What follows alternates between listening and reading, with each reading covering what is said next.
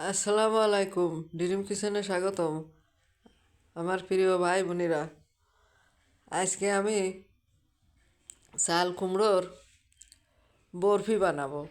তো চাল কুমড়োর বরফি বানাতে গেলে প্রথমে আবার চাল কুমড়োটা কুড়াইয়ে ধুয়ে ছাঁকিয়ে নিয়ে তারপরে আমার রেখে দিতে হবে। তারপরে কড়াইতে 1 চামচ ঘি দিয়ে গরম হয়ে গেলে তারপরে আমি দিয়ে দেব চাল কুমড়ো।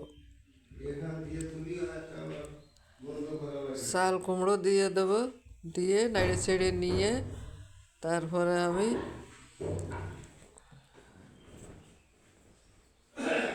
চাল কুমড়ো দিয়ে দিলাম।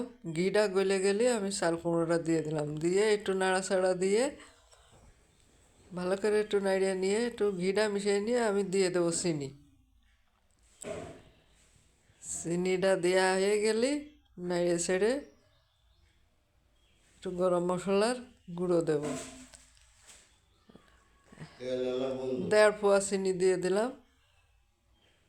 দিয়ে ভালো করে নেড়ে ছেড়ে একটু গরম মশলার গুঁড়ো দিয়ে দেবো যাতে ফ্লেভারটা ভালো আসে। আর জালটা খুব আস্তে দিতে হবে। আমি চাল কুমড়ো ভালো করে চিপিয়ে নিছি, ওতে পানি আছে কম। আর আস্তে জাল দিলে চিনিটা ভালো করে গইলে চাল কুমড়োর সাথে মিশে যাবে। আর যদি জোরে জোরে জাল দেওয়া যায় ওদিকতে তলেরতে পুড়িয়ে লাল হয়ে যাবে, ওদিকতে চিনি গলবে না। কারণে চিনিটা আমি এখন একটু গরম মশলার ফল থেতো করে নিয়ে দিয়ে দিলাম যাতে ফ্লেভারটা ভালো আসে। দিয়ে এখন আমি লো হিটে আস্তে আস্তে আমি রান্না করবো। এটা ভালো করে জাল দেব, দিয়ে চিনিটা যখন একদম শক্ত হয়ে যাবে, আটা আটা হয়ে যাবে, তখন আমি এটা নামিয়ে নেব।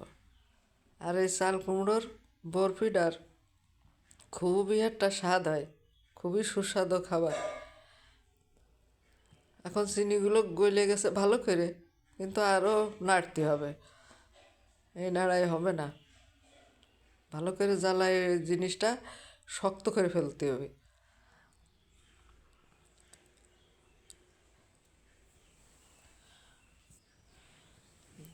এভাবে নেড়ে ছেড়ে এখন আমার জিনিসটা শক্ত হয়ে গেছে, চাল কুমড়োর বরফিটা শক্ত হয়ে গেছে। এখন আমি নামিয়ে নিছি, নিয়ে একটা স্টিলের প্লেটের পিছন পাশটায় আমি একটু ঘি ঢেলে নেব। প্রথমে ভালো করে প্লেটটা মাজিয়ে দিয়ে নিয়ে আসি, নিয়ে এসে এখন প্লেটটা একটু ঘি ঢেলে দেবো যাতে চাল কুমড়োর বরফিটা নিচেতে লাগিয়ে না যায়। তা এখন আবার চাল কুমড়োটা এতে দিয়ে দেবো, ঢাইলে দেবো। এরপর দিয়ে ভালো করে সমান করব।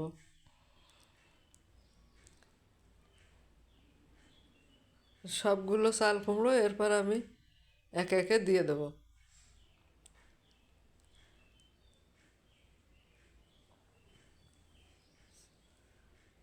চাল কুমড়োর বরফি স্বাদই আলাদা। মোরব্বা অনেকেই খাইয়েছেন আপনারা। বরফি, চাল কুমড়োর বরফি কি আপনারা খাইয়েছেন? যদি খাইয়ে থাকেন তো কমেন্টে জানাবেন।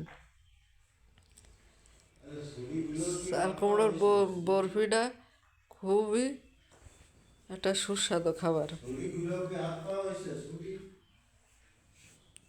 এখন আমি এইভাবে সমান করে জিনিসটা খুব সুন্দর করে সমান করে 1 ঘন্টার জন্য আমি ফ্রিজে রেখে দেবো। ভালো করে সমান করা হয়ে গেছে, ফ্রিজে রেখে দিয়েছিলাম, 1 ঘন্টা হয়ে গেছে। আমি এখন ফ্রিজে রেখে দেওয়ার আগে নরম থাকতে থাকতে ওর উপরে আমি কিশমিশ বসাই দিছি, কিন্তু কিশমিশটা করার সময় ভিডিও করা হয়নি, এটা ভুল হয়ে গেছে। এখন আমি এই যে ফ্রিজে 1 ঘন্টা পর বের করেছি, বের করে অনেক ভালো শক্ত হয়ে গেছে। এখন আমি ছুরি দিয়ে পিস পিস করে কেটে নিচ্ছি। সবগুলো আমার কাটা হয়ে গেছে। এখন শেষটা আপনাদেরকে একটু দেখিয়ে দিচ্ছি। তলের থেকে চাল কুমড়ো তো হালকা একটু ছিল, নরম ছিল। তাই এইভাবে বরফিগুলো দেখেন কত সুন্দর হয়েছে। এই চাল কুমড়োর বরফিটা বানানো যদি আপনাদের পছন্দ হয়ে থাকে, সাবস্ক্রাইব, লাইক, কমেন্ট, শেয়ার করে দেবেন। ভালো থাকবেন, সুস্থ থাকবেন। আসসালামু আলাইকুম।